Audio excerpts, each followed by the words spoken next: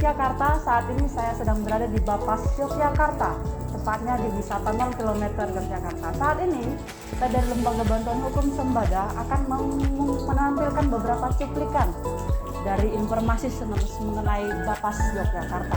Saat ini saya akan mengundang beberapa narasumber dan moderator saya dengan narasumber sendiri yaitu PK Bapas Yogyakarta Bapak Jo, dengan moderatornya sendiri yaitu Mbak Sela sendiri. Pasti penasaran kan? Ayo ikutin video saya.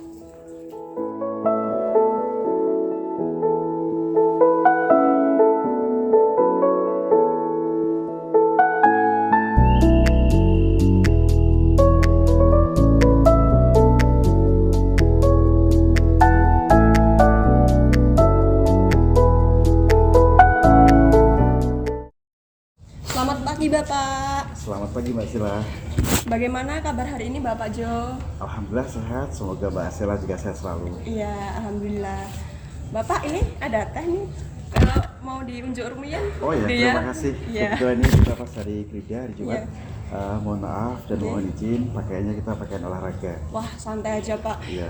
Dengan pakaian olahraga udah keren loh Pak. Terima kasih Mbak Sela juga terlihat segar, bugar, sehat dan cantik selalu. Wah, terima kasih Bapak. Iya. Bapak, saya ingin bertanya Pak. Kira-kira peran Bapas itu dalam pendampingan hukum untuk anak itu gimana Pak? Iya, jadi Bapas kelas 1 Yogyakarta, Iya. khususnya dan dimanapun Bapas di Indonesia, Iya. itu hampir sama Iya. perannya dalam penanganan anak yang berhadapan dengan hukum, yaitu memiliki peran pra-adjudikasi, adjudikasi, dan pos-adjudikasi. Pra-adjudikasi itu sendiri adalah peran di mana seorang Bapas melalui petugasnya yaitu pembimbing kemasyarakatan itu memberikan pendampingan di awal ketika ada permintaan dari kepolisian untuk dibuatkan penelitian kemasyarakatan. Nah, kemudian di adjudikasi sendiri di situ adalah peran bagaimana proses hukum itu meningkat baik dalam istilahnya sidang, kemudian diversi. Kemudian pos adjudikasi adalah ketika permasalahan atau kasus atau proses hukum itu sudah dilakukan eksekusi ataupun putusan. Nah, disitulah peran kita betul-betul sangat luar biasa, memiliki yang bersifat linear dan juga general. Ya. Wah, menarik sekali ya Pak. Berarti untuk pendampingan terhadap anak itu sangat menarik Pak, antara Bapak dan anak-anak sendiri. Nah, kemudian untuk melakukan pendampingan kepada anak-anak itu Bapak nih harus seperti apa sih Pak? Harus gimana gitu? Iya, Bapas memiliki hampir kedudukan yang sama ya dengan aparat penegak hukum lainnya seperti misalnya kepolisian, kemudian juga kejaksaan, kemudian juga pengadilan, bahkan seperti lembaga hukum lainnya yang di situ memiliki peran yang hampir sama. Intinya kita memiliki peran yang terbaik untuk anak, yang terbaik untuk negeri ini, yang terbaik bagaimana permasalahan ini bisa diselesaikan secara baik dan tuntas. Untuk tuntas itu Pak, itu seperti apa sih Pak? Ada tahap-tahapnya enggak untuk mendampingi anak tersebut secara tuntas gitu misalkan? Ada tahap-tahapnya ataukah seperti apa Pak? Ya, jadi pentahapan yang ada di situ kan mulai daripada kita menyiapkan istilahnya berkas dari surat perintah, kemudian surat tugas, kemudian kita juga harus bertemu dengan beberapa pihak seperti misalnya di tingkat kepolisian, ya nanti ada penyidik, kemudian ada istilahnya dari penasihat hukumnya, kemudian ada pekerja sosialnya, kemudian nanti di tingkat kejaksaan juga ada penasihat hukumnya, ada kita bahkan dalam proses persidangan ataupun di luar persidangan seperti musyawarah dan diversi. Nah, itu yang harus kita siapkan semuanya. Jadi kita siapkan di situ tidak hanya tadi yang sebutkan misalnya administrasinya, tapi kita juga koordinasinya kita juga harus siapkan, materinya kita harus siapkan semuanya. Terkait materi nih Pak, misalnya materi yang seperti apa Pak yang harus disiapkan dari Bapas untuk pendampingan terhadap anak ini? Yang jelas adalah kita sesuai dengan undang-undangnya, yaitu Undang-Undang Nomor 11 Tahun 2012 tentang sistem peradilan pidana anak ya. Itu kita harus memiliki materi yang cukup itu nanti memberikan suatu bentuk keadilan yang pas, bentuk rasa yang pas, bentuk rasa atau penyelesaian yang pas, walaupun istilahnya yang pernah saya bilangkan bahwa adil tidak harus sama, tetapi kita juga tidak luput bagaimana rasa keadilan ini bisa terwujud. Itu yang disebut dengan utuh. Oh. Wah, sangat luar biasa berarti Pak untuk mendampingi anak-anak ya Pak ya, harus secara utuh dan harus secara harus komprehensif gitu ya Pak ya berarti ya. Iya, Oke. jadi tidak hanya komprehensif, tapi kita juga saling memiliki koordinasi yang sinergis, kemudian secara kohesi, Iya. tarik menarik antara satu pihak dengan yang pihak lain, antara satu kepentingan dengan kepentingan lain, antara satu kebijakan dengan kebijakan lain, Iya. untuk menjadi satu arah, yaitu tentang keadilan. Oh, Nah, siap. Wah, luar biasa sekali Pak. Untuk bentuk pendampingannya sendiri itu ada macam-macamnya nggak sih Pak gitu?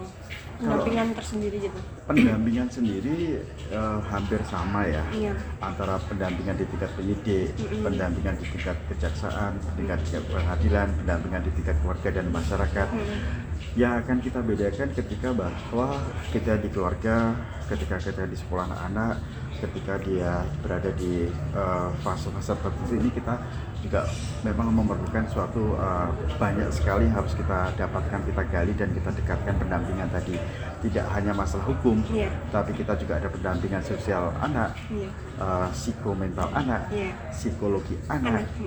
Kemudian juga di masyarakat kita harus memahami bagaimana peran masyarakat, Iya. peran keluarga. Iya. Nah, inilah karakter sendiri juga harus kita bentuk, karakter sendiri harus kita bangun. Iya. Jadi pendampingan tidak hanya dalam aspek hukum, tapi menyeluruh. Menyeluruh ya Pak Iya. ya. Biasanya ada nggak Pak kendala terhadap Bapas ketika mendampingi anak tersebut gitu Pak? Misalnya dari segi psikologi atau seperti apa gitu Pak? Saya tidak bisa memastikan kendala itu apa ada dan selalu ada.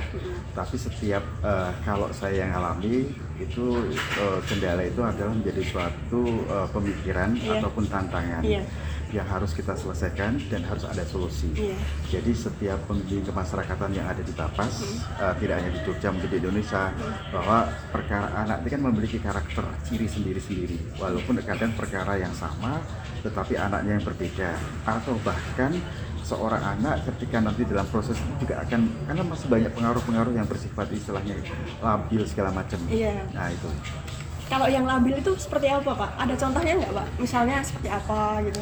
Jadi Labil. ketika misalnya anak masih istilahnya bingung untuk mengatakan mana yang jujur, Iya. mana yang dia kadang itu istilahnya masih dipengaruhi, oh nanti ketika misalnya ditanya oleh bapak ibu Iya. petugas, nanti jawaban kamu seperti ini. Iya. Kemudian juga dia ada ketakutan, kecemasan. Iya. Nah ini membuat seseorang itu kan tidak merasa nyaman, tidak merasa tenang.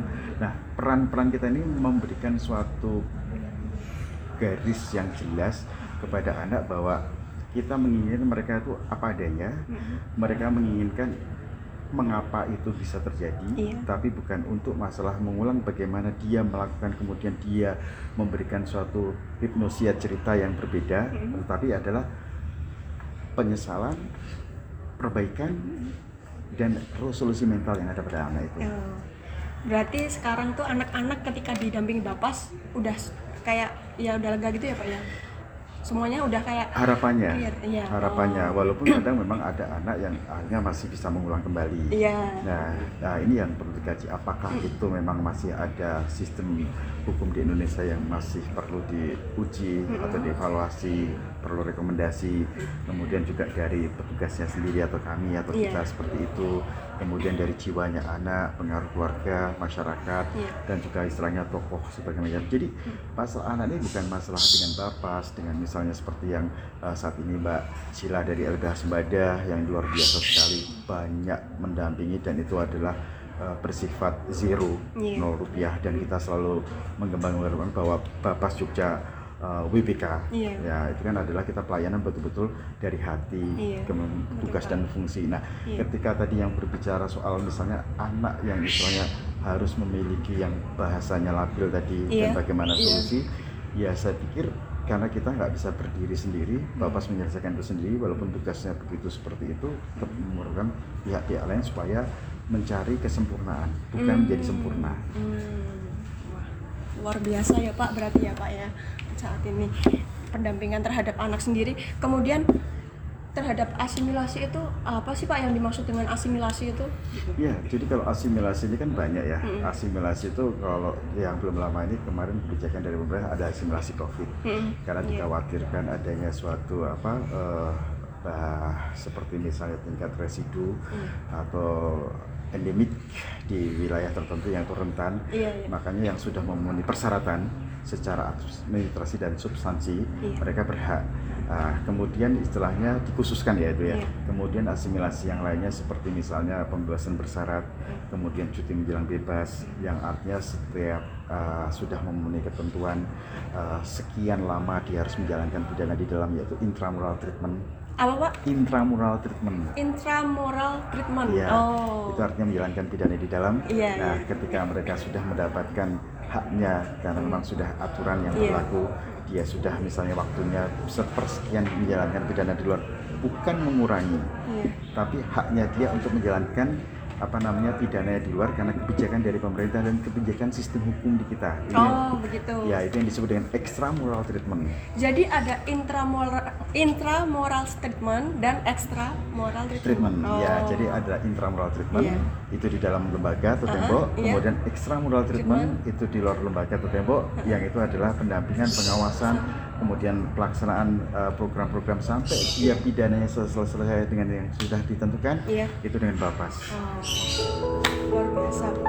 Selamat siang semuanya, sangat menarik sekali topik perbincangan hari ini, kedatangan Sembada di Bapas Yogyakarta. Kita mengucapkan banyak terima kasih kepada PK Bapas Yogyakarta, Bapak Jo sendiri, dan moderator kita yaitu Mbak Sela.